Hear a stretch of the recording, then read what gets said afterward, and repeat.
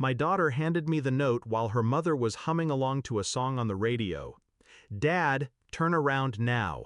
9 years old, handwriting shaky, folded twice, slid under her seat like she was sneaking contraband in a prison van. I didn't flinch, just nodded, pretending to stretch. Gonna stop for gas, I said, checking the rearview mirror.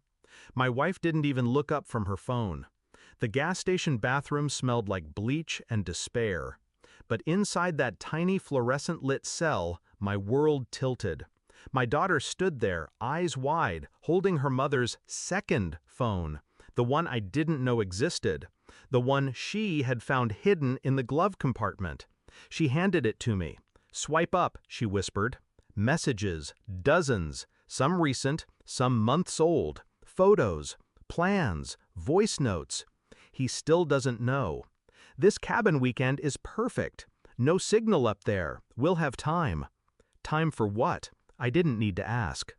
The final message was a photo of me and my daughter, taken from behind, like we were being watched, sent to a man saved as C. Caption, last weekend before I make my move. I stared at it, felt my stomach drop, but I didn't rage, didn't scream. I handed the phone back to my daughter and bent down to her level. You trust me? I asked. She nodded back. Good. Then don't say anything to Mom. Just watch. 10 years of marriage. That's how long I played the fool. We met when I was broke. She called it romantic that we shared ramen in tiny apartments. Said she loved ambition. Said she was in it for the long haul. I believed her. I built everything with her by my side. Business, home, family. But somewhere along the climb, she stopped clapping. Or maybe she was never clapping for me, just for the lifestyle. I noticed it in the way she smiled at strangers but rolled her eyes at me. The secrets in her silences. Her phone always face down. The overcompensation when she remembered to say, I love you. But I said nothing, because love makes you dumb, and kids make you stay. Until the lies threatened them, too. Back in the car, I smiled. She leaned over and kissed my cheek. You okay? Yeah, just tired. She curled her arm around mine like nothing was wrong, like she hadn't tried to orchestrate something. I didn't know what the move was, but I was going to find out. We got to the cabin just before sunset.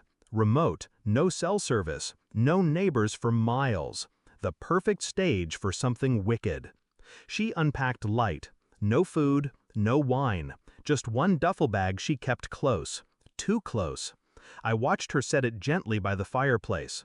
Our daughter watched me. After dinner, she suggested a walk. Let's stretch our legs. Just us two. I kissed my daughter's forehead and whispered, stay inside, lock the door. We walked down the gravel trail, moonlight peeking through tall pines. She laced her fingers through mine. Isn't this nice? She said. I smiled. Perfect. Half a mile in, she stopped. Her voice lowered. You know I've been unhappy, right? I nodded. I've been thinking, maybe we shouldn't keep dragging this out. I kept silent. She pulled out her phone, the main one, and tapped on a file. A prenup, unsigned. Let's just do this the clean way. End things. I keep the cabin and the beach house. You get the business. We split custody. I looked at her. The cabin she never paid for. The beach house my mother left me in her will. I chuckled softly. You rehearse that? Her face hardened. What's that supposed to mean? I took a step closer. You forgot one detail. What? I leaned in. You're not the one in control anymore. When we returned, 2 officers were waiting at the cabin door. Our daughter stood behind them holding her stuffed animal. I nodded at her. You okay? She nodded back.